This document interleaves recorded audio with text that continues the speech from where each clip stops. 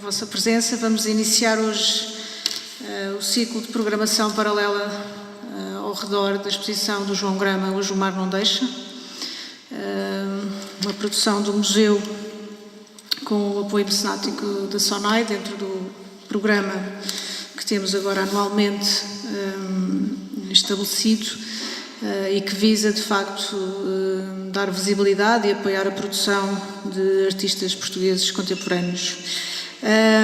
Este programa paralelo vai começar com o professor Luís Martins, que já é um habitué do museu, já aqui esteve noutras circunstâncias, nomeadamente durante a exposição do Sousa Lopes. Volta aqui hoje e foi de facto de uma generosidade imensa. Queria dele já agradecer em nome do museu toda a disponibilidade, não só para vir hoje falar aqui sobre o trabalho do João Grama em associação com as suas próprias investigações em torno das artes da pesca em várias regiões do país, mas também porque se predispôs a fazer uma seleção de filmes sobre levantamentos precisamente da artes da pesca, da sua autoria, um programa que está a passar presentemente no Museu Nacional de Etnologia e, portanto, que pode ser também visitado, está em screening contínuo e estará até ao final da data da exposição aqui também no museu, e é uma seleção de filmes muito interessante, muito rica e, portanto, que de certa forma complementa de uma forma muito especial a exposição do João. Para além disso, o Luís Martins fará também uma visita guiada às reservas daquilo que foi anteriormente a exposição das artes da pesca que esteve patente no Museu Nacional de Etnologia. O Luís Martins fará uma visita guiada às reservas referente a essa exposição no Museu de Etnologia no dia 20 de abril, portanto às 18 horas. Estão desde já todos convidados também para assistir. Esta programação paralela terminará a 27 de abril às 18h30 aqui no museu, com também uma conversa com o Nuno Crespo sobre o teórico e crítico Nuno Crespo sobre o trabalho do João Grama, portanto uma conversa de caráter mais estético, mas que, pronto, dará, digamos assim, o complemento a todo este programa. Eu vou ser muito rápida, passava a apresentar o Luís Martins para quem não o conhece. É doutora em Antropologia Social pelo ISCTE, com uma tese intitulada Inovação e Resistência, um estudo sobre as estratégias nas companhias de pesca, com uma bolsa da FCT. Entre os seus trabalhos mais recentes, foi consultor científico com Álvaro Garrido para o novo programa museológico do Museu das Pescas de Moçambique, em 2015, e o consultor científico da exposição a que já referi no Museu Nacional de Etnologia, Artes de Pesca, Pescadores, Normas, Objetos Instáveis. Tem também várias experiências no campo do filme etnográfico e, portanto, o seu contributo hoje para esta análise, para este cruzar de diálogos entre uma linguagem também antropológica, mas sob o ponto de vista mais estético do João, e a visão antropológica pura e dura do Luís Martins, será certamente um cruzamento muito interessante. Após a exposição do Luís, fica aberto o debate, o João Grama também está aqui presente, portanto, convidamos desde já a uma pequena conversa e perguntas e a questões sobre toda esta temática. Muito obrigada. Isto é sempre um recomeço. Duas confissões. Não gosto de microfones, porque eu gosto de mexer a cabeça. Os microfones obrigam-me a uma disciplina um pouco inibidora. E também não gosto de PowerPoint. Distrai-me. Acontece uma coisa estranha. Deve ser, mas uso sempre. Não gosto, mas na maior parte das vezes utilizo. Eu acho que tem a ver com a conciliação do olhar do outro, mas também tenho a consciência que o olhar do outro fica melhor sem os PowerPoints. Ou tenho a impressão que fica melhor. Olhando olhos nos olhos, sempre se consegue falar melhor e sempre se consegue perceber melhor. O que fica ali é sempre será um elemento de distração. Passando essas duas confissões, nós tínhamos pelo menos duas hipóteses de diálogo aqui, ou de problematização.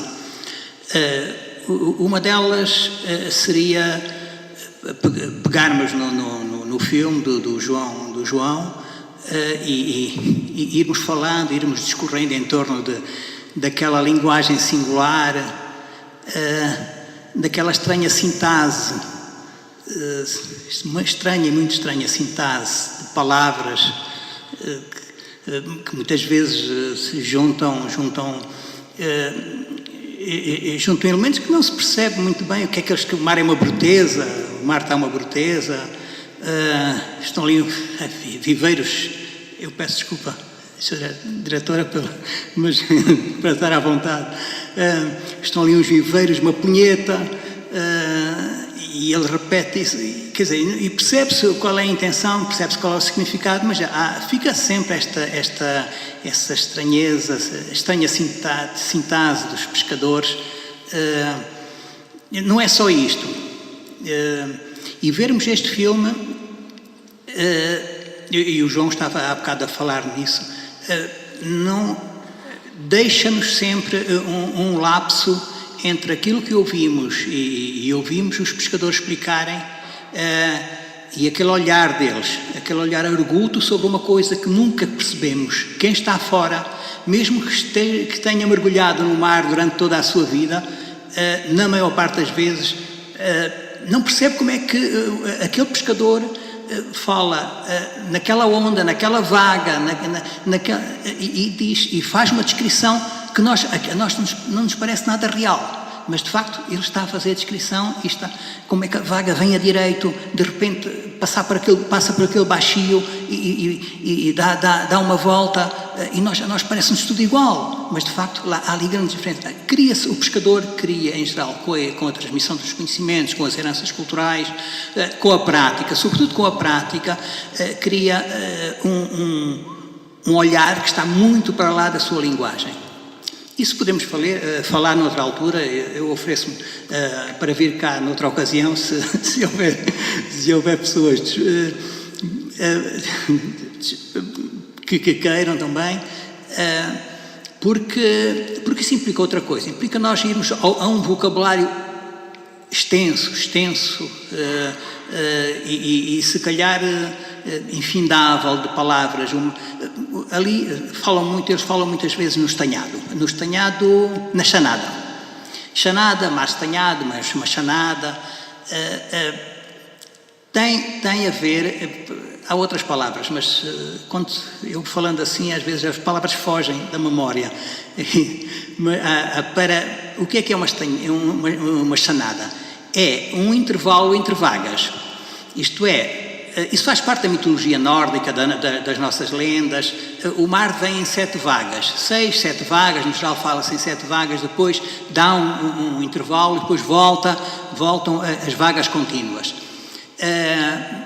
Para o pescador é fundamental saber quando aparece a chanada e contar bem, calcular bem esse intervalo, e muitas vezes o cálculo não é bem feito, ou então o mar é surpreendente, para poder, se é uma entrada numa barra, para poder entrar com o barco, porque ele não vai entrar com o barco na barra, não vai abicar o barco na areia enquanto vierem as vagas. Ele vai abicar aproveitando uma estanhada. A estanhada é o descanso do mar. E se houver estanhada, o pescador pode ir, aproveita a estanhada, vai lá, o que eles estavam a dizer, aproveita a estanhada, vai lá abaixo, apanha uns percebes, e depois sobe rapidamente, esconde-se rapidamente, protege-se como se puder proteger, e depois vêm novamente as vagas grandes, onde ele que não o deixam trabalhar. Depois vem novamente a estanhada, e eles diziam, ali no filme do João, já vejam, aqui é contínuo, não há estanhada, não há coisa, não há estanhada aí. E esse vocabulário é enorme. Teríamos outra sessão, e estaríamos só a falar no filme do João. Eu pensei e optei, não perguntei ao João a opinião dele, porque acabamos por não falar. Que hipóteses é que se preferia? Uma segunda hipótese, que foi aquela que eu escolhi, procurar cruzar a minha experiência enquanto etnógrafo com com essa coisa de um etnógrafo tirar fotografias e filmar. E tirar fotografias e filmar e ir experimentando em diversas circunstâncias, ir variando, ir acumulando informação através da fotografia ou através do filme. Acabei por não sei se fiz bem, eu espero tê-lo feito. Acabei por optar por esta segunda hipótese de trabalho e é sobre isso que vou falar. E vou fazê-lo de modo cronológico. A minha colega Cláudia aconselhou-me a dispensar algumas das informações que eu quis trabalhar. Em geral, eu aceito os conselhos da Cláudia, mas desta vez não aceitei. E recuei bem atrás. Porque não sei se é verdade o que eu vou dizer. Nós dizemos sempre muitas asneiras, mas ou se é fotógrafo ou se é etnógrafo. Pronto, ponto final. Não é verdade necessariamente, não é? Mas pronto, isso às vezes, esse tipo de afirmação ajuda, são boas, é bom para pensar. Ou se é fotógrafo, ou se é etnógrafo. E porquê? Porque tem a ver com as nossas formas de pensamento. Afinal, o que é pensar? É utilizar o nosso instrumento, os nossos instrumentos conceptuais e dispositivos mecânicos, dispositivos metodológicos, para estabelecer um conjunto de operações mentais em última análise. Podem pôr em causa este conceito de pensamento, mas... Ora, a questão é, se eu sou fotógrafo, foco-me na fotografia e faço, no mínimo, uma antropologia visual. O filmo e faço, no mínimo, também uma antropologia visual. A antropologia visual, neste momento, pertence um pouco às margens da antropologia, da etnografia. Mas isso traz algumas questões. Para abreviar, tentava superar isso e contar um pouco essa história do que é que foi ter sido etnógrafo e começar a fotografar e começar a filmar. Entre as investigações que eu fui fazendo e porque é que eu peguei na máquina fotográfica e na máquina de filmar, eu acho que pegar na máquina fotográfica e na máquina de filmar foi quase que uma consequência de ter ido para o terreno. Não há mais nada. Eu, olhando para trás e com alguma sensatez, penso assim, eu comecei a fotografar e comecei a filmar porque estava no terreno. Senão não o faria. Isso até não pode ser, não seja totalmente verdade, mas senão não o faria. Há aqui uma coisa que é, eu queria era ser etnógrafo. E a forma como eu utilizei a máquina fotográfica e a máquina de filmar, e porque é que eu utilizava as duas e não só uma? Pois, elas estavam à disposição e, portanto, eu comecei a fazê-lo. E utilizei. E comecei a fotografar e a filmar. Antes desse tipo de investigações que estão aqui indicadas nesta página, eu já tinha feito outras investigações, mas portanto, eu começava por esta, por investigação na fronteira. Pelo seguinte, foi aqui na fronteira que eu comecei a ter alguma noção do que é que podia ser, isso por causa do filme do João, do que é que podia ser uma atividade experimental. Isto é, além de fotografar como registro, como inventário, como reconhecimento, fotografa assim, a laia de pé de página.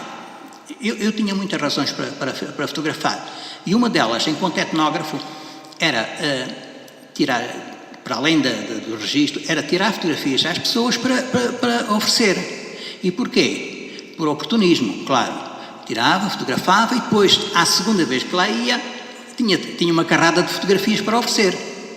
Saía-me do bolso, não é? Sobretudo porque eu fotografava em diapositivo.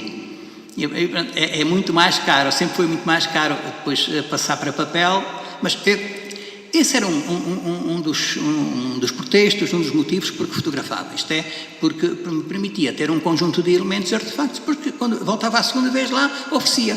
É claro que aconteceu muitas vezes que, Luís, arranja-me, e acontecia-me com frequência, e mais vezes em Espanha, porque esse de fronteira, entre a fronteira luso-espanhola. Isto, eu gosto muito daquela figura. E eu cheguei a fazer pósteres de santos de figuras de divindades, santos, para pessoas que me pediam. E é claro que não ia levar dinheiro, quando levava postas. Luís, arranja-me uma coisa, arranja-me uma posta. Luís, arranja-me outra posta. E de repente toda a gente parecia que era fácil arranjar postas. Vejam, há aqui algo de acidental na forma de fotografar. Mas há outra parte nesse meu trabalho que teve a ver com experimentalismo. Em seguida, e eu peço desculpa por um pouco, pelas histórias surgirem de modo um pouco esfarrapado, como manta de retalhos, mas é assim a lei de conversa. De repente eu estava a fazer um estudo de fronteira e eu tinha que, nos estudos que eu fazia uma consulta de arquivo. E a nossa demarcação política com Espanha começou a ser feita por volta de meados dos anos 1800. E as comissões mistas, que faziam a demarcação da fronteira, tinham reuniões, faziam os desenhos da fronteira, faziam desenhos à mão, havia discussões locais, porque as pessoas eram consultadas e era, o meu pai dizia que a fronteira passa ali naquela árvore, naquele poço, naquela pedra. E, não, o meu pai não dizia nada disso, o meu pai dizia que era naquele sítio, porque nós sempre fomos levar o gado àquele poço, porque aquele poço era nosso. E na divergência das discussões foram surgindo as contendas de fronteira. Uma das mais famosas é de Barrancos, mas temos Villanueva de Alfrés, temos aí contendas em toda a costa, em toda a linha de demarcação com Espanha. E de repente deu-me na ideia e comecei a fotografar uma linha imaginária, que separava duas populações, dois povos. E comecei a fotografar e a filmar. E percorri, aqui naquelas que eu pude, a fronteira toda, fotografando os marcos. Os marcos da fronteira são tocos de cimento que saem cerca de talvez 50, meio metro, 60 centímetros do solo, mas depois tem uma raiz grande lá embaixo, para não serem arrancados e destruídos, porque eles punham e as populações iam lá e davam cabo dos marcos e eles desapareciam. Depois eles voltavam lá atrás e punham. Eu comecei a fotografar esse imaginário. O que é uma linha que divide dois povos que começam a ser diferentes ou que já eram diferentes? E que linha é essa? Onde estava? Fotografava os marcos, fotografava o contexto dos marcos e filmava essa linha imaginária. Via a ligação de um marco ao outro, fazia os percursos de um marco ao outro, depois de outro marco, às vezes andava perdido à procura deles e fazia. Esse foi o meu primeiro trabalho, que eu considero trabalho experimental em termos de filme e se calhar em termos de fotografia. Depois filmava rituais, a matança do porco, tudo de um lado e do outro da fronteira, para perceber a diferença. Há aqui uma questão, agora tem a ver comigo como etnógrafo. E porquê é que eu filmava isso? Porque de repente dei-me conta que ao filmar eu criava um bloco de notas anexo ao meu caderno de terreno. Isto é, eu tinha o meu caderno de terreno, onde punha os apontamentos, onde punha as datas, onde punha aquilo que eu observava, mas o caderno de terreno era uma coisa. Ali estava escrito, estava a palavra. De repente, quando comecei a consultar os filmes, quando comecei a consultar as fotografias, a ver como é que estavam a ser feitas, de repente dou-me conta que aquilo servia-me como um bloco de notas anexo. Os filmes permitiam-me ver melhor, as fotografias permitiam-me ver melhor, de repente a imagem fotográfica, a imagem filmada era uma forma de ver melhor as coisas, de descobrir aquilo que estava para lá da minha observação. Aquilo que estava para lá daquilo que eu tinha escrito e que tinha observado e que tinha anotado logo à primeira vez. Registro marítimo. Eu sempre...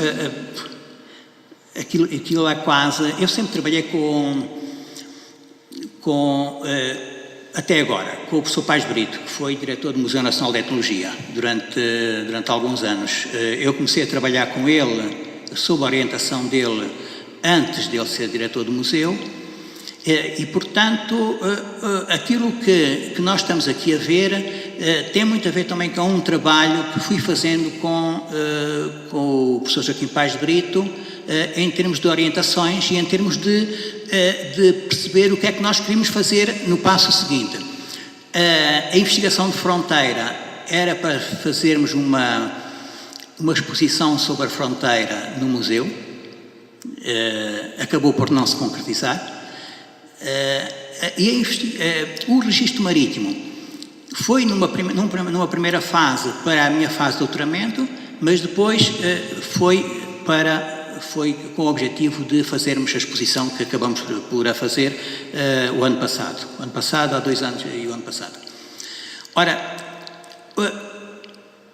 o que é que eu andava a fotografar e a filmar a fazer com a imagem fotográfica e filmada junto dos pescadores? Sobretudo, filmar os trabalhos. Há sempre, neste percurso, há sempre uma coisa um núcleo duro que é o registro de informação. Vem aquela questão inicial, ou se é etnógrafo, ou se é fotógrafo, ou se é realizador de cinema, ou se faz filme, ou se capta, registra, faz-se filme. Pode acontecer que os dois caminhos se encontrem numa mesma pessoa, mas, na minha opinião, e ela é sempre relativa, ou se é uma coisa ou se é outra. Porque o tipo de informação que uma etnografia pura e dura exige, e volto a dizer, posso estar errado, não se reflete num trabalho de antropologia visual. Um trabalho de antropologia visual, um filme, e há belíssimos filmes, podem ter uma componente de etnografia. Não, mas isso é um desafio. Ora, o que é que eu andava a fotografar e a filmar? Artes de pesca, trabalhos, andava embarcado, filmava os lances, o lance de lançarem a rede, alarem a rede, lançarem os anzóis, alarem os anzóis, todo o trabalho que se faz dentro de uma embarcação. Depois, o trabalho que se faz nos armazéns, a forma como se faz uma rede, a forma como se conserta uma rede, a mecanização com o trabalho coletivo de uma companhia, trabalho de etnógrafo. O que é que aqui foi mais desafiante em termos de registro? E já agora temos então aquilo que o João chamava a atenção há bocado. Os pescadores tradicionais, eu quando comecei a trabalhar na pesca não havia GPS. O GPS aparece depois e portanto eu inicio o meu trabalho com os mais velhos e eles têm uma percepção dos fundos marítimos que tem muito a ver, que eu nunca consegui explicar, mas tem muito a ver com a experiência deles e com os ensinamentos que recebem dos tios, dos pais, dos avós. Isto não é tanto, isso é um pouco, é uma expressão que recordo sempre no livro do Victor Hugo, Os Trabalhadores do Mar. Não é tanto a superfície do mar que faz um bom marinheiro, saber, um bom marinheiro não navega pelo conhecimento e pelo que vê na superfície do mar, mas pelos seus conhecimentos do que está no fundo do mar. Um bom marinheiro tem que saber o que é que está no fundo. Os baixinhos, os rochedos, os penedos, porque são esses escolhos que fazem a ondulação, que fazem a onda virar ali, que fazem os remoinhos existirem. E depois havia outro aspecto. O mar é grande e a superfície é enorme e a nós tudo nos parece igual, mas não existem, o peixe não está em todo o sítio. Há peixe em poucos sítios do mar. O peixe está ali naquele sítio, está ali naquele sítio. E como é que eles iam lá? Perguntavam-me a mim. Como é que vão lá? Como é que navegam até lá? Quanto tempo? E como é que descobrem que estão exatamente naquele sítio?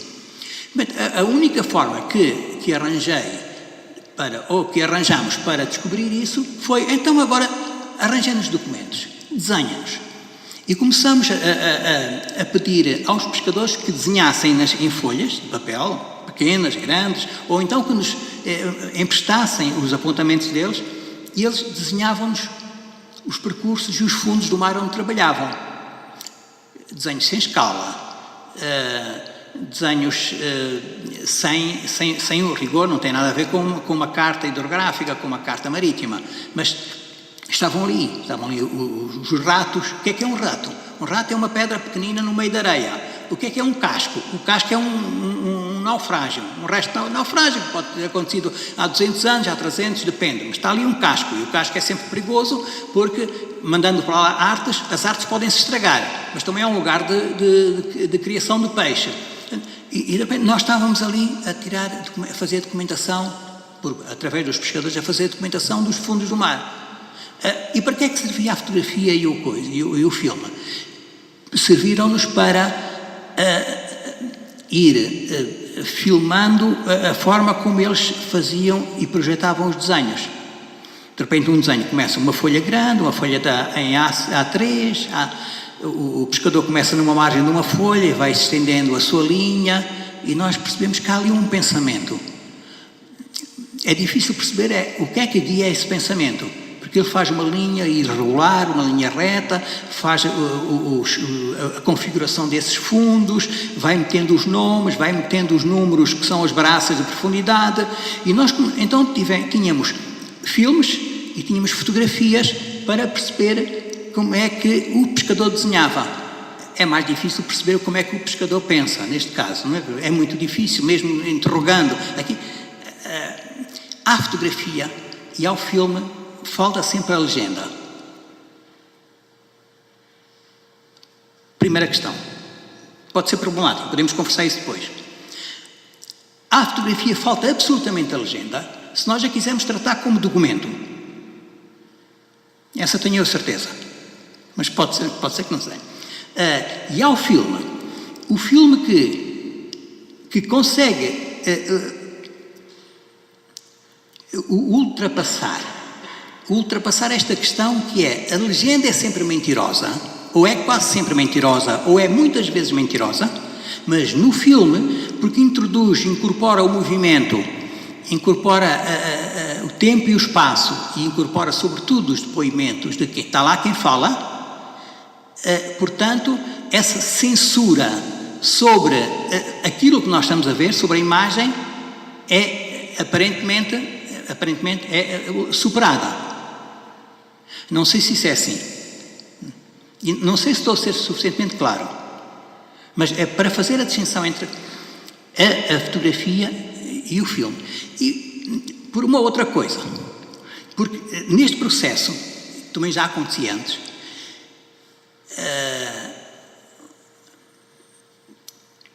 por uma situação que tem a ver com a minha inabilidade em tirar fotografias, em filmar.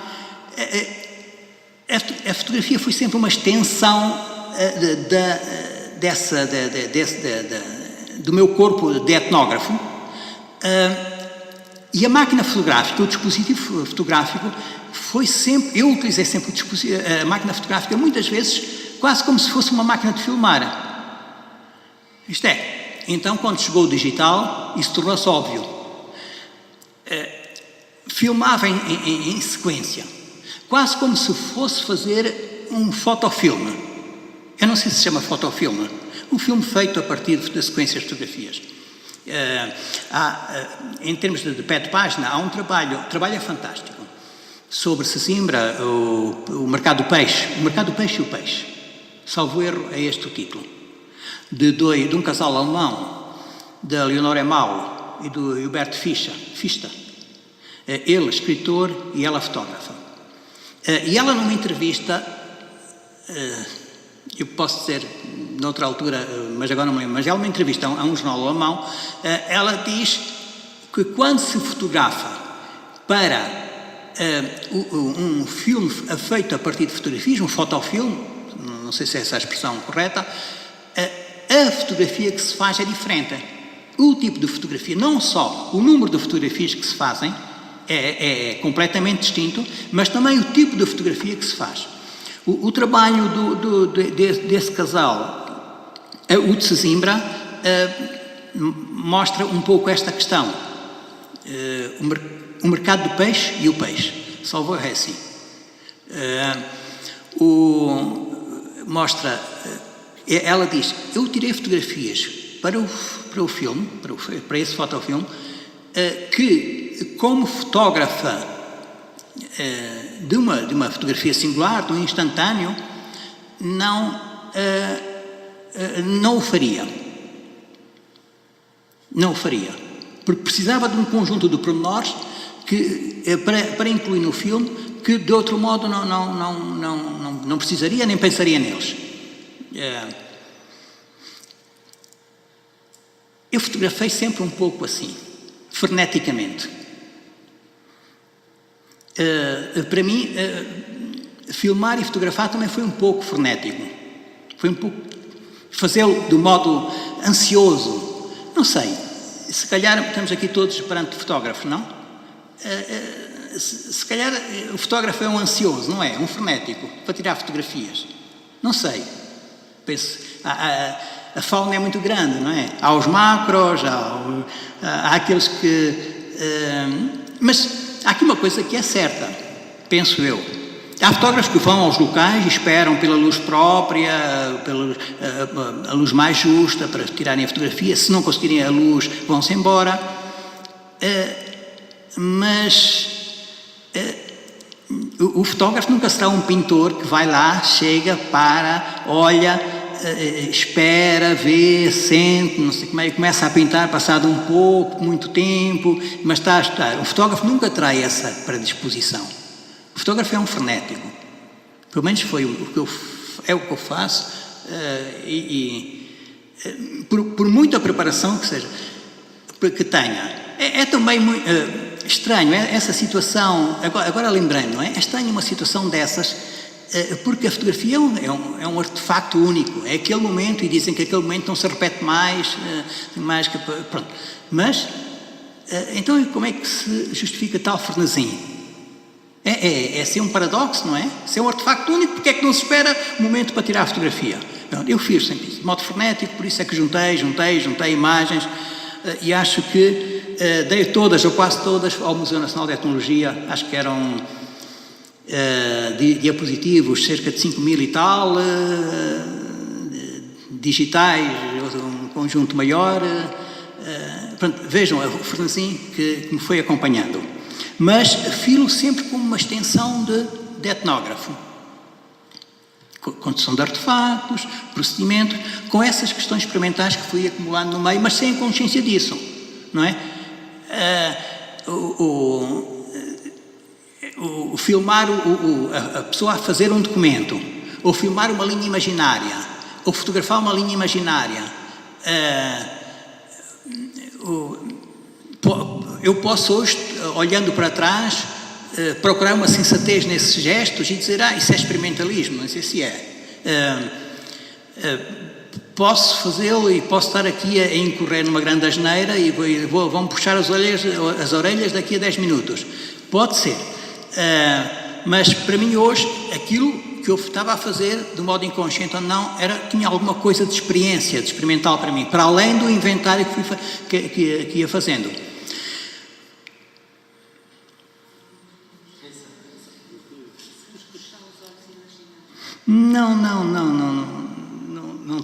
Não tem a ver com... Tem a ver com o tipo de informação que é lá visto. Relativamente às pesqueiras, há três tipos de pesqueira. A pesqueira propriamente dita, a pesqueira de escada e a pesqueira de barco. O que é uma pesqueira? Uma pesqueira existe no Rio Minho, existiram na maior parte dos rios em Portugal, sobretudo a norte do Tejo, incluindo o Tejo, mas o conceito é diferente e a construção também era diferente. A pesqueira do Minho são pardões grandes que vão da margem até ao talvego do rio, ou próximo do talvego do rio. Podem ter comprimentos variáveis dependendo da largura do rio nesse sítio. são pardões feitos de pedra, com cerca de 1 metro de largura, e a altura é variável. É uma paisagem muito bonita. Na altura em que eu estava a estudar a fronteira, fiz uma contagem das pesqueiras, e havia de um lado e do outro da fronteira, porque o Minho é um rio de fronteira, havia de um lado e do outro da fronteira cerca de 300 e tal pesqueiras ali, todas elas numeradas e anotadas. Na altura foi preciso anotar. Não é um pardão contínuo, é um pardão como se fosse uma muralha de um castelo. Isto é, tem as partes altas e depois tem as portas. E para que é que aproveitar? Para que é que era? O sábalo e o peixe, na altura da desova, vai subindo o rio, e ao subir o rio, ao encontrar o pardão, procura um lugar para continuar a marcha para o montante. E ao encontrar a porta, vai, então, dá o salto para o outro lado da pesqueira. Mas ao dar o salto para o outro lado, vai cair no botirão, isto é, vai cair na armadilha que o pescador colocou do outro lado. Portanto, isso é explicado mais ou menos de uma forma muito rápida. Portanto, este filme mostra como é que, num minuto, assim, numa síntese, como é que o pescador rema no meio vocês vejam, no meio de um rio com uma corrente forte, cheio de pedras, como é que ele vai remando até ao seu lugar da pesqueira. Depois, como é que ele, neste caso do filme, o filme inteiro mostra como é que ele pesca, como é que ele retira o peixe, como é que ele regressa à margem. Portanto, isto era um trabalho de antropologia, era um trabalho de etnografia. No caso do Regresso da Maré, portanto, o filme sobre as pesqueiras foi feito antes do projeto de recolha de material para a coleção do Museu Nacional de Etnologia e para a exposição de pescas. O filme do Regresso da Maré na Carrasqueira já foi feito na altura, no período em que nós estávamos a fazer recolha de peças e recolha documental, e a falar com as pessoas ao longo da costa. E nessa altura, um pouco em nota de pé de página, eu, quando trabalho com um colega, se o colega fotografa ou filma, eu não fotografo nem filmo. Acho violento. Pode ser macacos na cabeça. Já acho violento duas pessoas lado a lado estarem a fotografar. Porque também é desnecessário, talvez, não sei, acho violento. Não filmo nem fotografo. Ora, na altura, o João Coimbra estava a trabalhar comigo no museu, estava lá no projeto também de recolha de objetos e de filmagens, e fez esse Regresso da Maré na Carrasqueira. O que é o Regresso da Maré? É um filme lindíssimo, quase que a duas cores, não é? A duas cores entre aspas, não é? Cinzento. Com o que é o colorido é a veste dos pescadores, e trata-se do seguinte: os cais da Carrasqueira ficam perto da terra, e quando a maré enche, a água chega torna navegável o estuário do Sado até à sua margem mais próxima, portanto, até a terra. Mas quando a maré começa a vazar, aquilo fica tudo em seco. Nenhum barco pode ali acostar, portanto, os cais ficam em seco. Os pescadores fazem o ritmo de trabalho dos pescadores obedece muito a este sistema.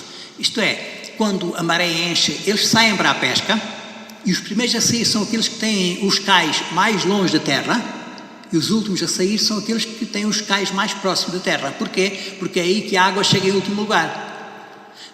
Portanto, os que têm os cais mais longe da terra são os privilegiados. Eles saem, vão fazer marisqueio, vão fazer a pesca, e depois têm que esperar uma nova enchente, que a maré encha outra vez, 6 horas depois, ou 12 horas depois, para voltar e para regressar aos cais. Portanto, é esse regresso que nós filmamos. Está ali, aquilo que eu tinha aqui a mostrar era 1 minuto, que os pescadores já esperam a água a subir, e os pescadores a acompanharem a subida da água, a empurrarem os barcos às vezes quase sobre o lamaçal, sobre o lodo, eles quase que a empurrarem os barcos com as varas. Portanto, isso é um trabalho de etnografia. No caso das pesqueiras do Minho, neste caso não há muita voz. No caso das pesqueiras do Minho, ele pescou duas tainhas, caíram 2 tainhas na armadilha, e ele depois explica a pesca da tainha. No caso não há voz, é só esse tempo que o filme percebe, que o filme deixa perceber. A mensagem está no próprio filme. Finalmente, Os Avieiros do Tejo foi um embarque que fiz antes do projeto do museu, salvo erro em 96, com um casal de avieiros, em que eles estão a pescar ao pé do mouchão, e pronto, vão pescando, vão explicando como é que o barco serviu como casa, como é que educaram ali os filhos, onde é que ficavam os pratos, onde é que ficava o tacho, onde é que ficava o fogão, onde é que dormiam, onde é que ficava a caixa com a roupa, onde é que dormiam os filhos até uma certa idade, depois para onde é que eles iam. E aqui tínhamos aproveitado 1 minuto desse como exemplo, mas sempre do ponto de vista da etnografia. Eu diria que nesta nossa pequena conversa nós tínhamos aqui, eu olhava aqui para este quadro e diria o seguinte: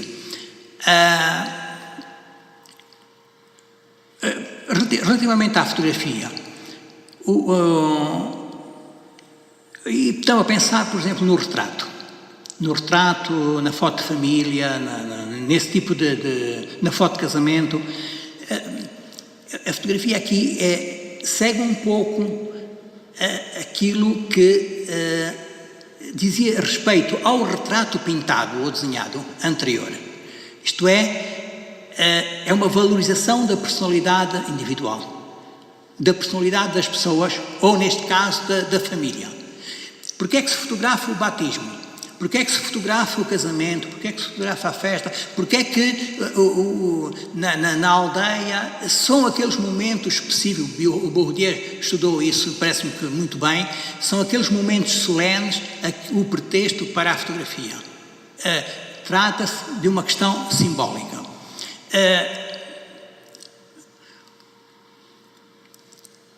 A outra parte, a outra componente da prática fotográfica tem a ver com essa teoria da semelhança, com o inventário. Uma outra componente, podemos discutir a seguir, tem a ver mais com questões experimentais, com experiências, podemos falar a seguir. Relativamente ao filme, podemos pensar na narrativa clássica. Em termos de etnografia, aquilo que chamam uma narrativa etnocêntrica, a partir de um guião, de um trabalho feito a partir de uma investigação em etnografia, e o filme é feito. O filme é feito sobre a dança dos índios Iomá, de índios da Amazónia, os Navarros. Entretanto, ao nível do filme, encontramos também, e antes da fotografia, penso eu, mas isso será para discutirmos depois, começamos a encontrar uma abordagem experimental e uma tentativa de quebrar estas narrativas clássicas, sobretudo a partir de algumas experiências muito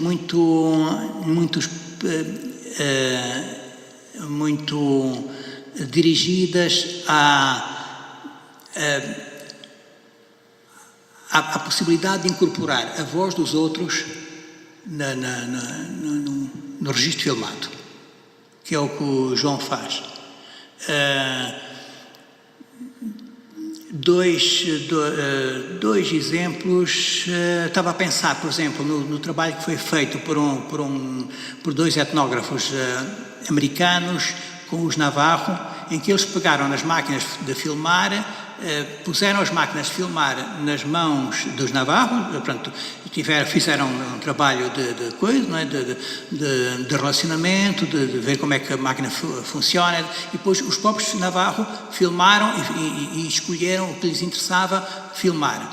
Isso é tomado como uma prática experimental original, quase seminal na área da etnografia. Eu posso enviar. Anos 60, salvo eu. Mas não tenho bem certeza. Posso... E eu terminava aqui agradecendo o vosso silêncio e parece-me que atenção alguma perante a minha anarquia. Muito obrigado.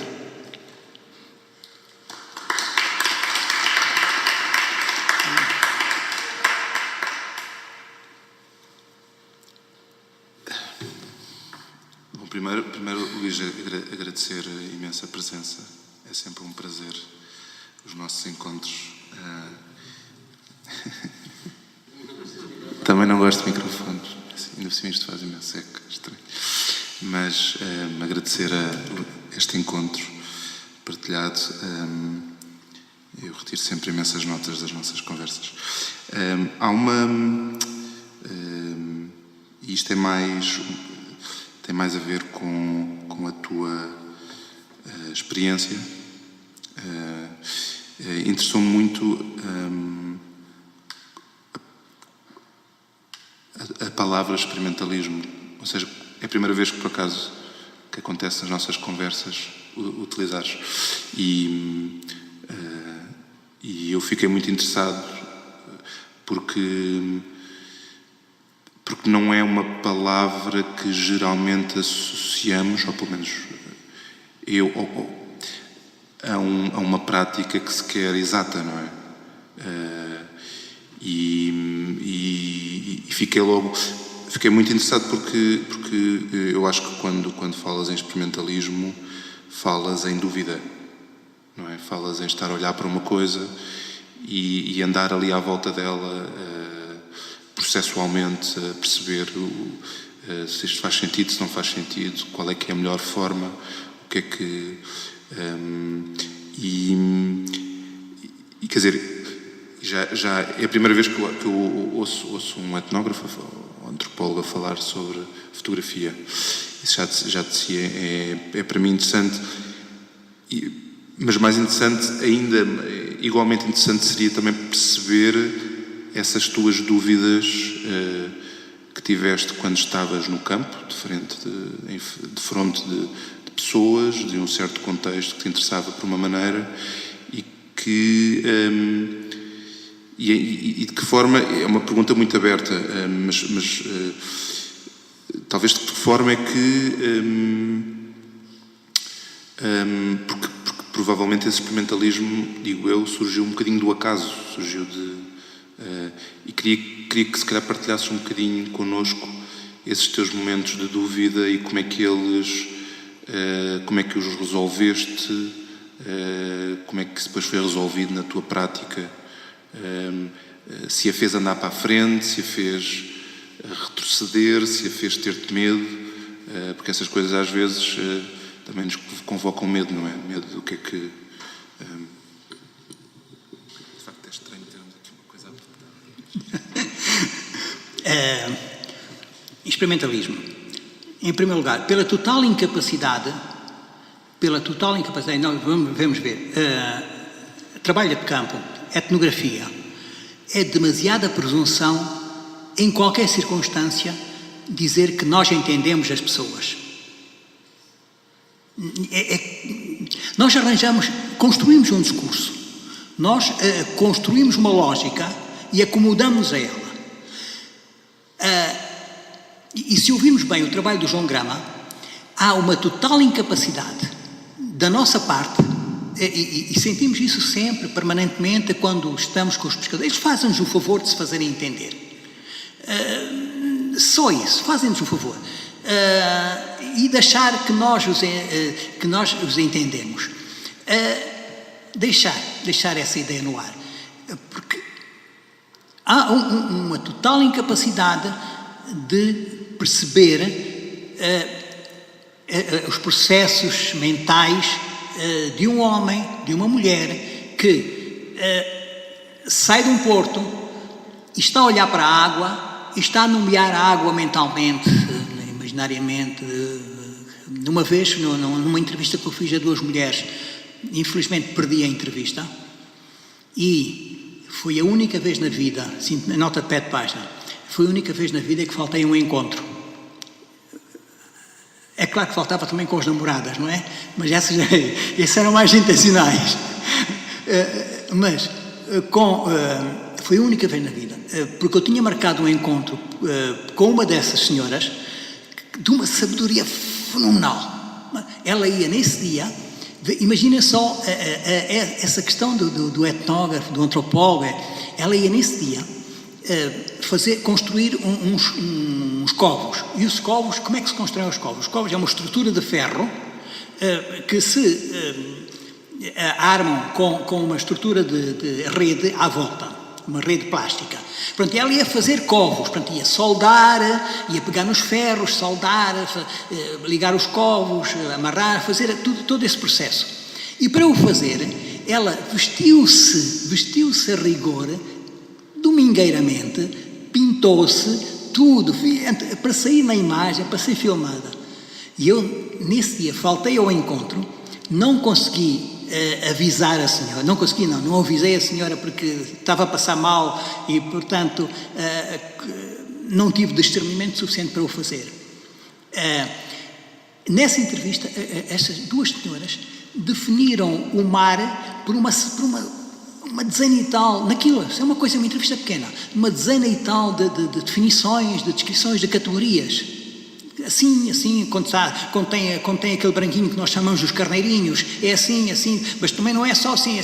Quando foram definindo as várias definições do mar.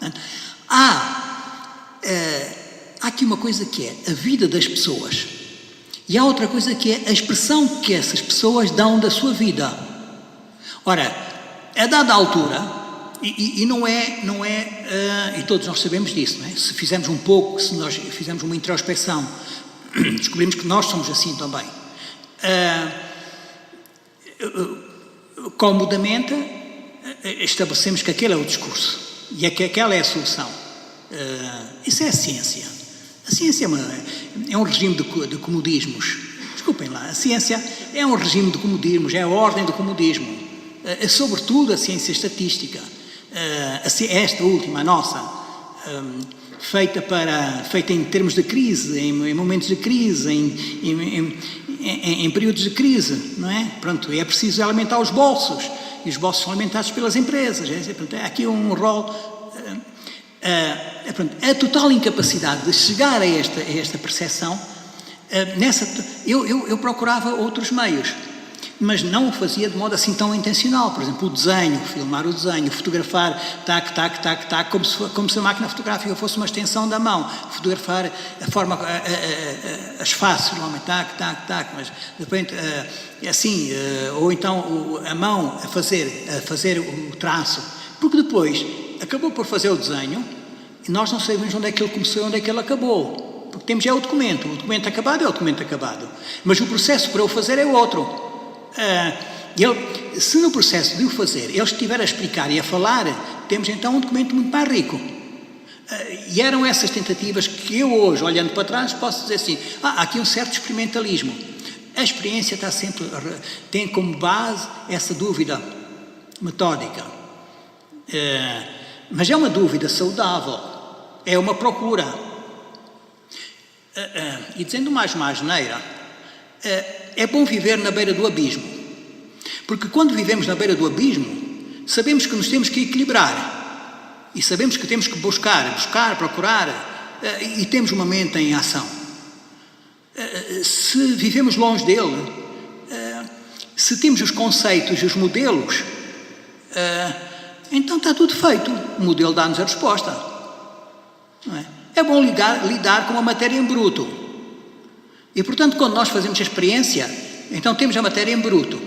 Quando nós não fazemos a experiência, então, para mim, experimentalismo, neste caso, podíamos então fazer outra sessão, se vocês gostaram de mim hoje. O filme do João é exatamente isso, é essa questão há aqui um rol e um montoado de dúvidas que ele nos lança. E desde logo, aquela sintase estranha, aquele conjunto de definições do mar, brutos, porque até parece que nem tem riqueza.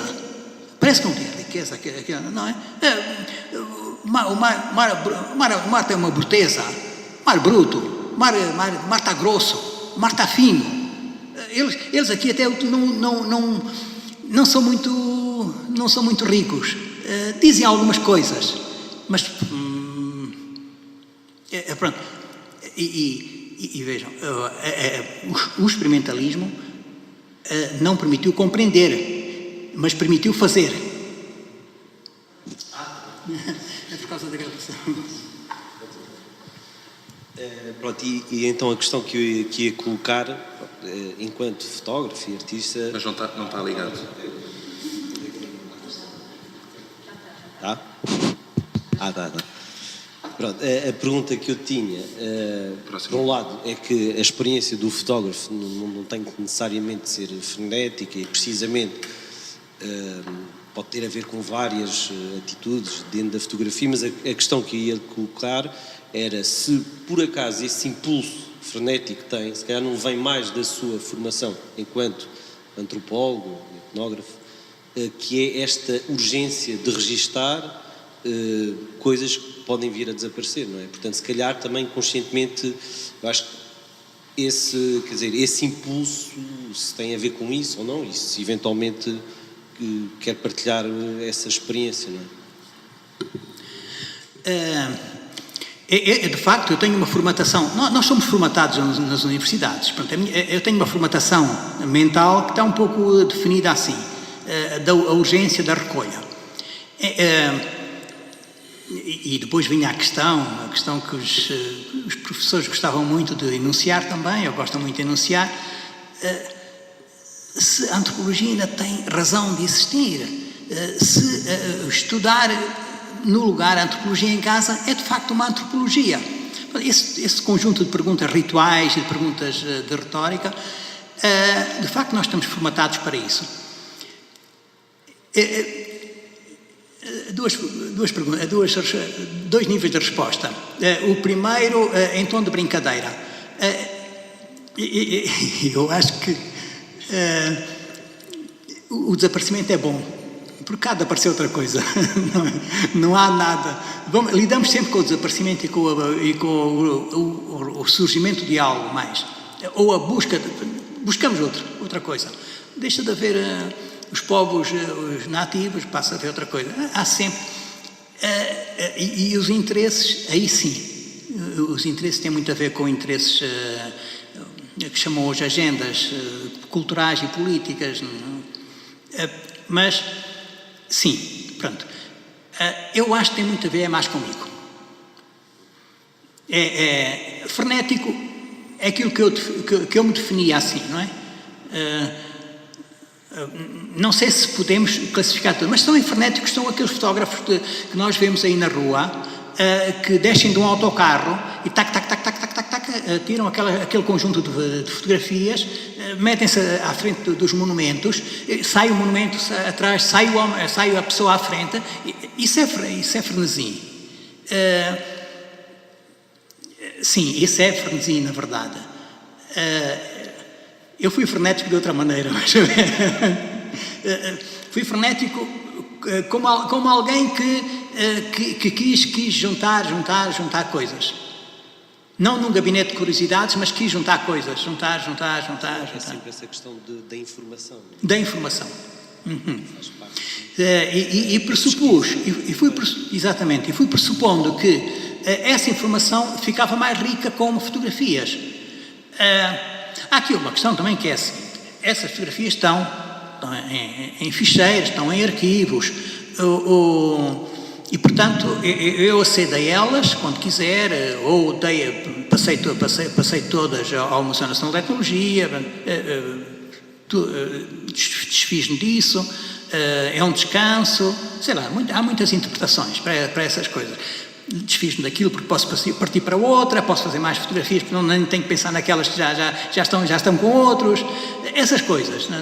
Nós temos que ser muito livres relativamente a questões materiais, porque o que nós fica aqui só sobra isto, só vai sobrar isto e as nossas operações mentais.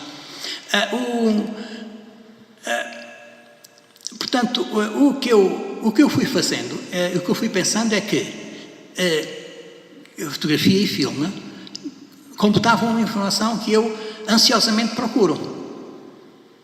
de modo experimental ou não, ou de modo a modo de inventário, mas era essa ânsia de juntar. E depois acontecia coisas com alguma fantasia, que é, pedia um trabalho e eu não tinha por onde começar, não sabia, mas como é que eu começo a escrever sobre isso? E de repente começo a ver um filme, começo a ver outro filme, e de repente, entre duas coisas, ou começo a ver fotografias, entre duas coisas que aparentemente pertencem a elementos opostos, então sobretudo entre a fotografia e o filme, eu penso que não são assim tão opostos quanto isso, porque a fotografia é a imagem estática, o filme é a imagem em movimento, a imagem com som, com tempo e espaço. Não sei se a diferença é essa. Se nós pensarmos então na fotofilme, é muito giro o filme da Leonor Emau. Eles fizeram depois outros filmes em África, nos Estados Unidos, sobre não sei se estão no YouTube, Leonor Emau e Huberto Fista. Mas aqui em Lisboa são capazes de encontrar. Eles filmavam para a televisão, para as televisões alemãs, por encomenda, e filmavam a partir da fotografia. É claro, com voz off. Mas a questão tem a ver é que de repente aquilo começa, inspira, dá estímulo, dá um impulso, como disse, para o conhecimento. Já agora tenho aqui outra pergunta, e se calhar é para os dois, em momentos diferentes, mas que tem a ver com uma questão. Na sua opinião, a ordem depois é como se quiser. Decidimos nós. No caso do ponto de vista do antropólogo, uma das tendências da arte contemporânea, há um certo discurso, não direi, uma certa apropriação do discurso antropológico nas artes. Portanto, digamos que é uma tendência na arte contemporânea, portanto, e de alguma maneira o trabalho do João, apesar de não ser um ponto de vista, portanto, não é do ponto de vista antropológico, mas acaba por ter uma abordagem que vai pegar em questões antropológicas. Obviamente depois o tratamento é feito para outro contexto completamente diferente e que se calhar abstratiza mais esse tal documento. Portanto, do ponto de vista do antropólogo, qual é que é o contributo, por exemplo, destes objetos artísticos que de alguma forma se apropriam deste discurso antropológico, e por outro lado, por parte dos artistas, que é uma fonte de alimentação e a todos os níveis, não é? Portanto, todo o tipo de documento existente, de realizadores como o João Rus e outros, não é? Que de alguma forma também é uma forte influência na arte contemporânea hoje em dia, portanto.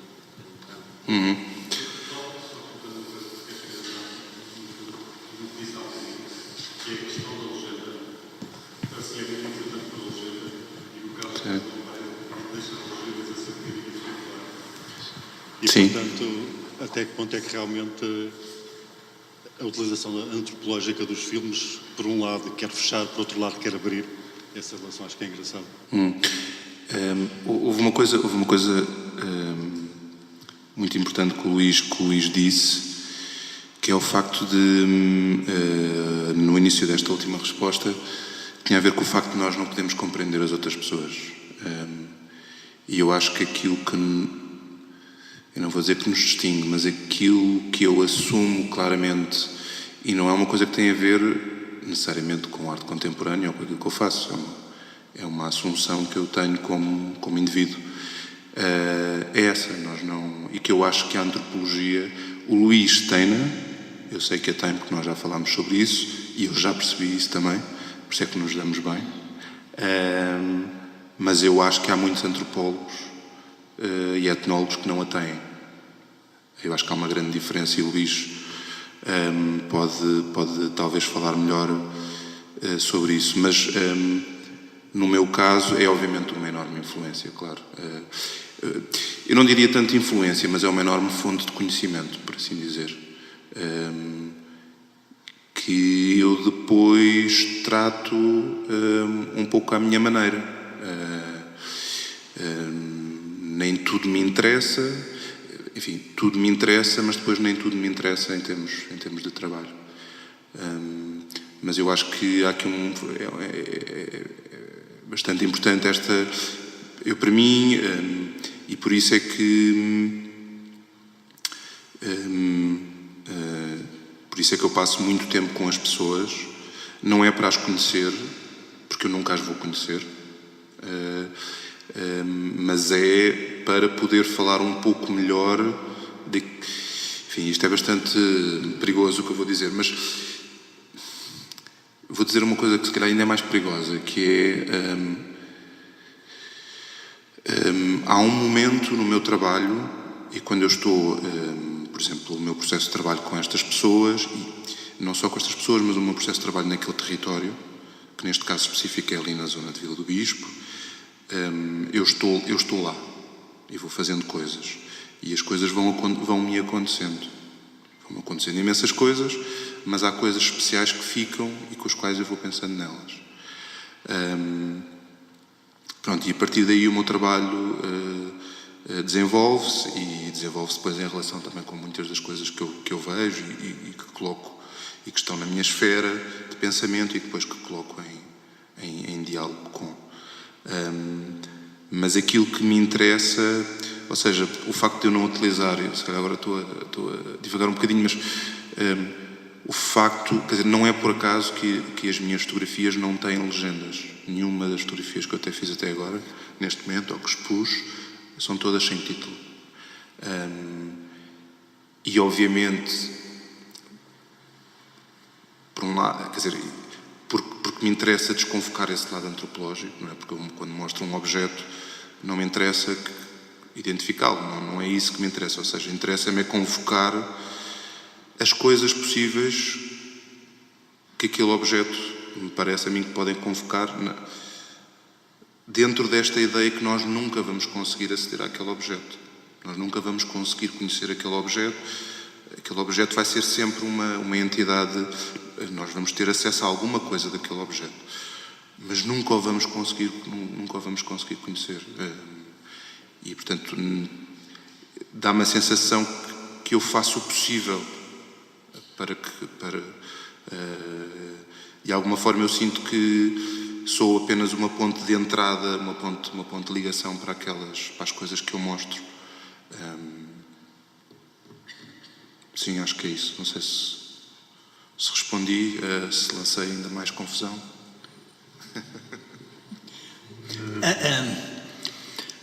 O impulso interdisciplinar, na minha opinião, tem vindo mais do campo da arte, do campo artístico, do campo da etnografia.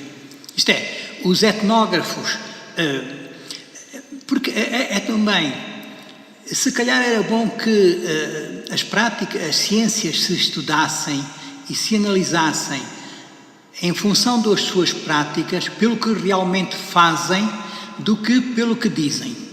Esta é a primeira questão. De facto, e podíamos, eu agora aqui, sabem, assim de pé de página, uma confissão, é que eu tenho ritmos completamente diferentes, e nesta altura já eu estou recolhido, não consigo pensar bem, a minha memória já está a falhar. Falhou, já não consigo, estou muito cansado já, portanto não consigo recordar, mas eu posso, se me derem um e-mail amanhã de manhã, logo de manhãzinha, envio um conjunto de trabalhos feitos por artistas de aproximação à etnografia. Até numa linha que, não sei se há aqui antropólogos, numa linha que vem dos anos 80, 1980, de crítica à escrita etnográfica. Em universidades americanas, na América do Sul, portanto, há exposições, trabalhos feitos a esse nível. Portanto, o impulso interdisciplinar vem mais do campo artístico, do campo da etnografia. Este é um primeiro nível de resposta. Um segundo nível tem a ver também com a especificidade das práticas científicas. A sociologia, as ciências sociais, a sociologia. A utilização do filme e da fotografia na minha opinião, é auxiliar. Isto é, nós pegamos um livro de sociologia, vemos as fotografias e de repente o que é que vemos? O texto fecha-se em redor da imagem. A imagem é 1, 2, 3 fotografias de um livro, se ela existe, mas é o texto que se fecha em torno da imagem. A imagem está ali como uma demonstração de como uma coisa é dita no texto. Porque a sociologia, desde logo, porque se organizou em torno do facto social, desenvolveu uma análise, uma aproximação à realidade que é, obviamente, muito conceptual e ao nível do discurso, da hermenêutica. Para a sociologia, para os sociólogos, eu posso estar aqui a dizer uma grande asneira, mas para a sociologia, para os sociólogos, o corpo humano, esta coisa da escarificação, esse conjunto de rituais, é algo que sai completamente fora do controle metodológico. Isto não controlam epistemologicamente este tipo de conhecimento. E, portanto, aí não há fotografia. A fotografia existe só como está ali, para demonstrar, para alegrar o texto. O texto fecha-se em torno dela. Daí também que entre a sociologia, entre os sociólogos e os biólogos, com frequência, o ambiente não é o mais oxigenado. Os antropólogos, a antropologia, porque não entrou nessa relação de afastamento, e porque a análise é outra, escolhe como análise o ritual, a dança, outro conjunto de coisas, a cultura, o modo de fazer, os materiais, a cultura material, o objeto, ficou com essa ligação ao corpo. E, portanto, é dentro da antropologia que se tem conseguido aí aquela questão depois da antropologia visual e da fotografia. O casal George Bateson e Margaret Mead têm um conjunto de trabalhos entre o povo Bali, sobre a dança Bali, sobre o caráter Bali, etc. Aliás, é engraçado, é um casal, ele defendia a utilização, aqui a questão de uma máquina, a máquina é igual para toda a gente, não é? Não é igual, sabemos que tecnicamente as pessoas fazem usos diferentes, mas portanto, temos uma máquina fotográfica, temos máquinas de filmar e aparentemente elas são iguais. Entretanto, o George Bateson utilizava a máquina de um ponto de vista mais criativo, deixando uma certa abertura de manifestações criativas naquilo que filmava. A Margaret Mead estava mais interessada em questões científicas, de rigor, de recolha, etc. E nós, de repente, fizeram trabalhos em conjunto, mas percebemos que onde o George Bateson entrou, produziu, fez trabalho, etc., temos um processo mais aberto à criatividade. Onde a Margaret Mead foi dominante ou fez o seu trabalho, temos um processo mais dirigido a um rigor, a uma indução, aquele gesto, outro gesto, aquela expressão facial indicativa daquele tipo de caráter, daquele tipo de comportamento, daquele tipo de sentimento. A antropologia sempre esteve ligada, sempre esteve focada neste conjunto de processos a partir de dispositivos visuais, da fotografia e a máquina. Mas aqui colocava-se, ao nível da antropologia, coloca-se outra questão, assim como ao nível das outras ciências. No campo da psiquiatria, no campo psiquiátrico, agora, assim um pouco em pé de página, no campo da psiquiatria chegou a haver projetos, Salpêtrière, por exemplo, em França, em que um fotógrafo trabalhou com uma psicanalista. O fotógrafo também, acho eu que o fotógrafo também tinha alguma formação de psicanálise, em que fotografaram constantemente os utentes de um asilo, para tentar perceber como é que a fotografia, como é que a imagem podia servir para aceder àquilo que era a psicose. E aqui temos uma questão lançada, que é como é que é possível que numa metodologia desse género, em que as questões e as problemáticas são de índole científica, os juízos que fazemos sobre o trabalho fotográfico, desde logo na altura dos trabalhos produzidos, são de caráter estético. Isto é, analisar a fotografia era analisar aquilo que estava a ser fotografado, os comportamentos, davam resultado, dava um resultado ao nível estético. Mas o ponto de partida era um conjunto de problemáticas a nível científico.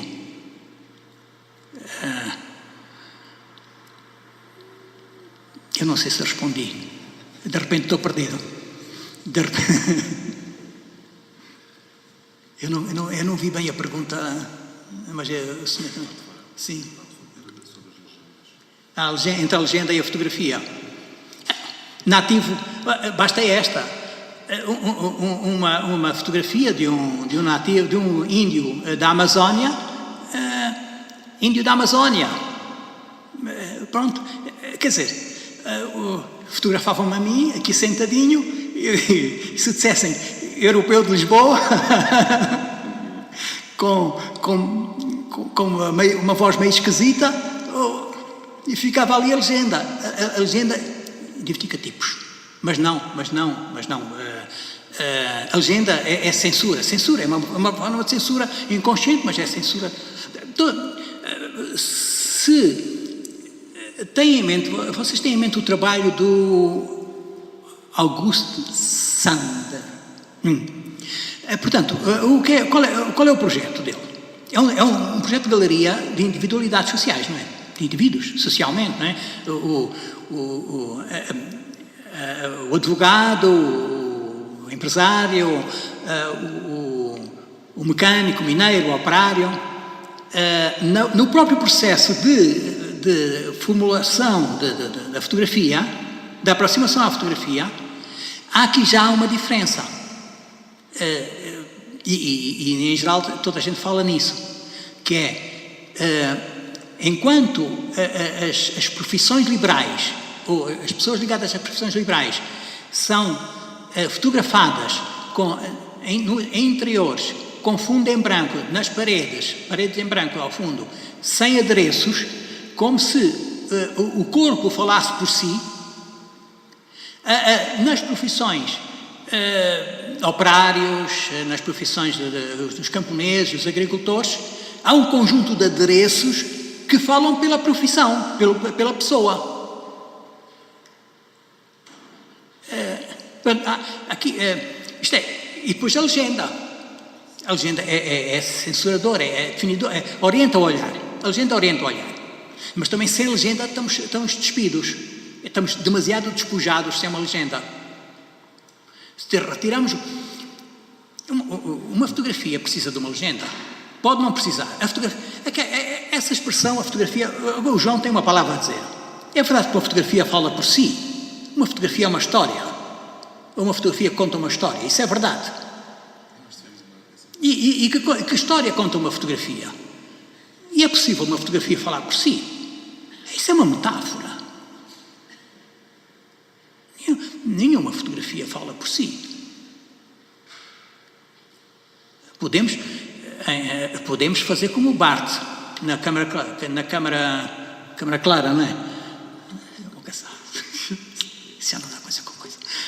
Podemos fazer como o Barthes na câmara clara, estabelecer uma aproximação à fotografia a partir de interesses etnográficos e de repente ele está a olhar para uma fotografia e define um punctum. Isto é, uma fotografia de absoluto interesse porque está ali é só a imagem que conta e na imagem está aquele elemento, aquele objeto, aquela coisa que chama a atenção absoluta do observador. Mas o Barthes, ao fazer isso, legendou a fotografia. Disse que aquilo é uma forma de legendar a fotografia. Não há fotografias sem palavras.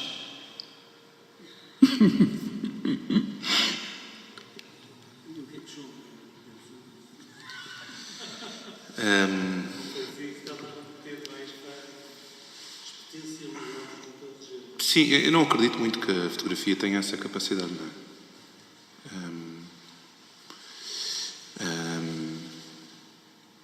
Mas, e por isso é que não ponho legendas, por isso é que... E faço muitas outras coisas com ela, não é?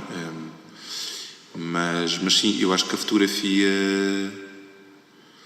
Eu acho que a fotografia já ultrapassou um bocadinho essa leitura. Eu acho que é uma leitura que está a ser ultrapassada na fotografia.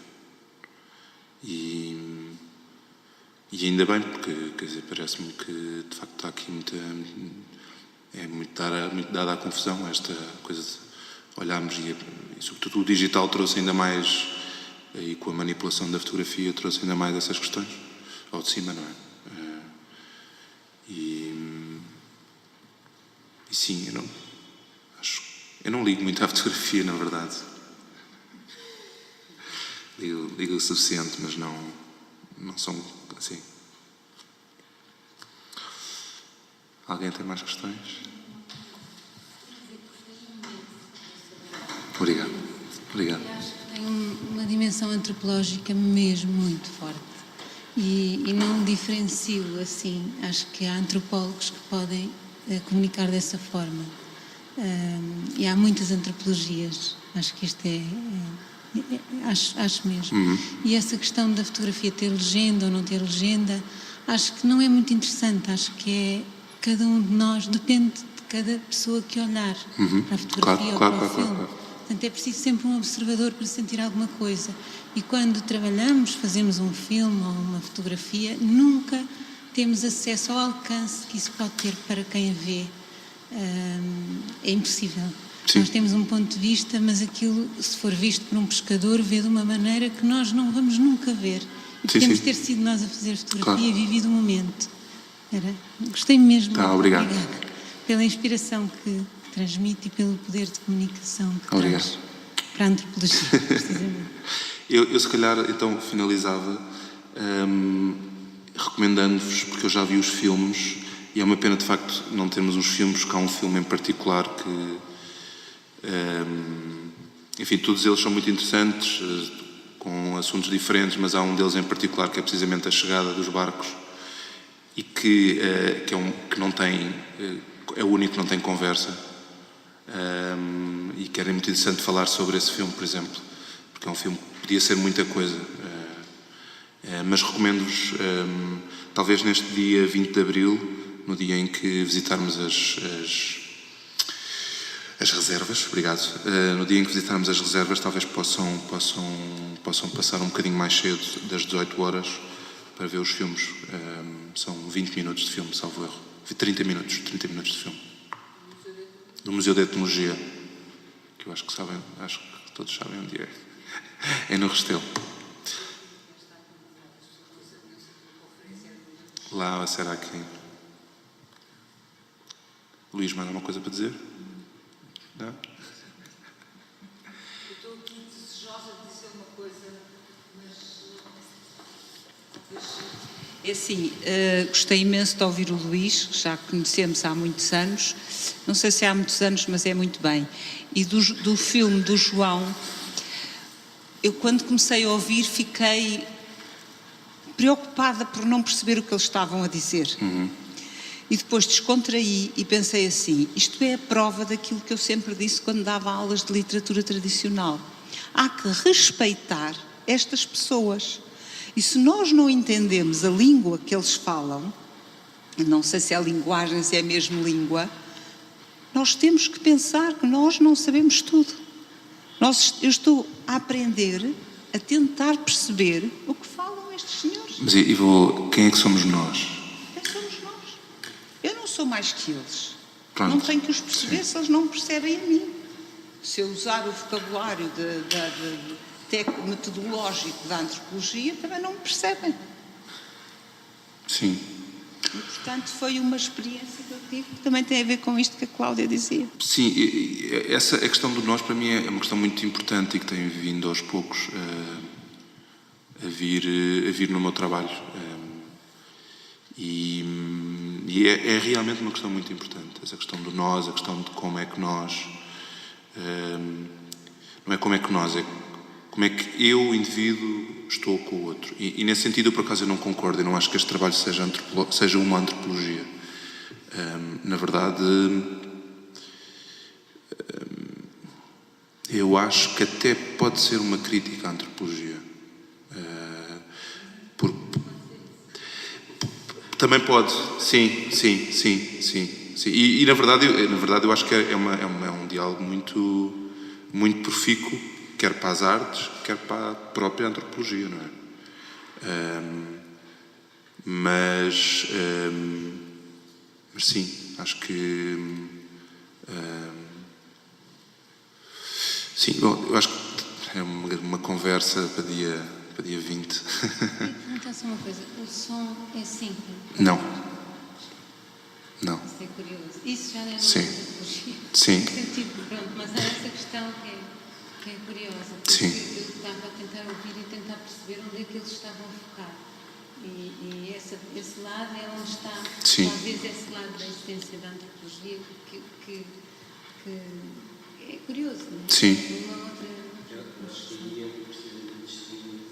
Exato.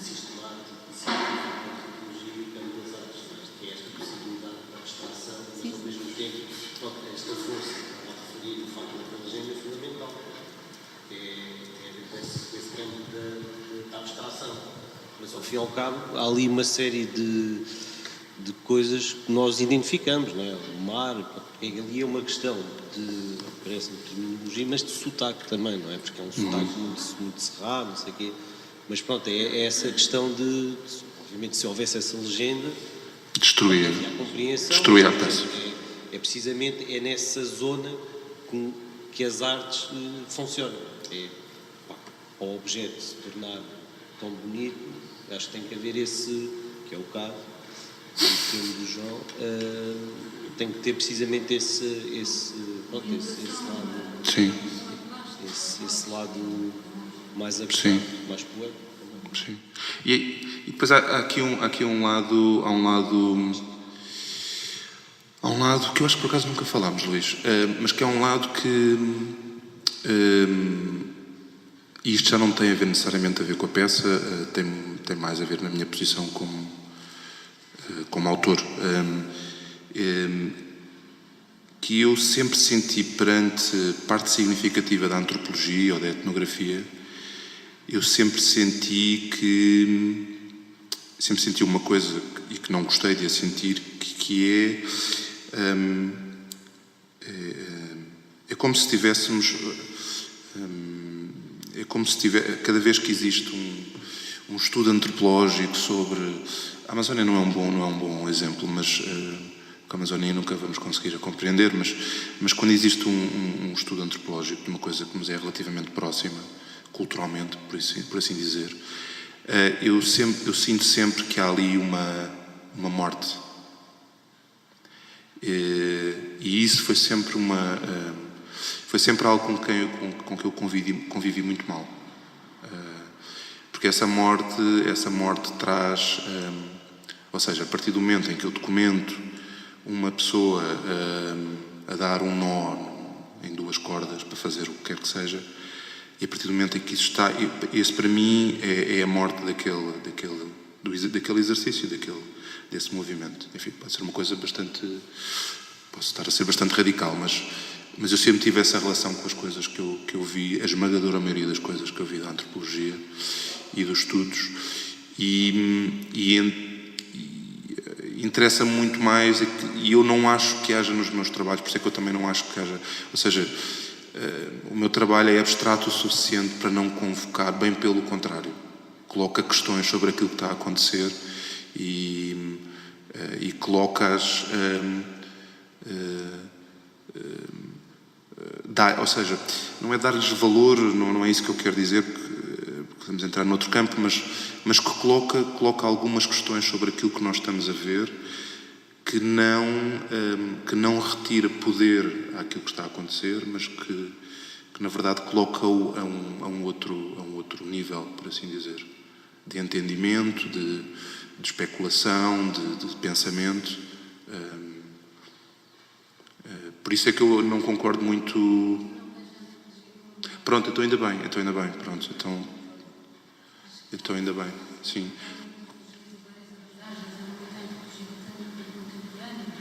Sim. Como é que, por exemplo, uma criança que está aqui a futuro completamente se relaciona com uma prática mais antiga ou como é que é o afeto de uma mãe com uma criança e isso não tem nada a ver com a morte, não está a acontecer. Quer dizer, isso não me parece que seja. Acho que houve determinados grupos que se dedicaram a essa urgente coisa que estavam a acabar, o mundo estavam com consciência de que havia um mundo que estava a desaparecer, mas nesta sociedade que vivemos atualmente em que morre hoje, a todo momento morrem coisas, acho que a procura de um antropólogo já é outra, já tem que ser outra. Pode-se dar o caso, e também é o caso, de também não conhecer assim tanta antropologia, portanto, ou seja, conhecer aquela que me chega e aquela... e, portanto, a minha leitura ser esta, mas ser uma leitura também um bocadinho de fora, que obviamente não é a mesma leitura, que eu sei que também és antropóloga. Pronto. Sim.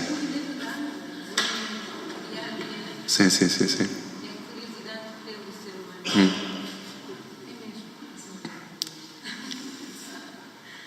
Acho que as coisas se complementam. Sim. Eu acho que as coisas A necessidade do homem se classificar, que é pobre, que é arte, Sim, sim. o que eu procurei Sim, completamente. A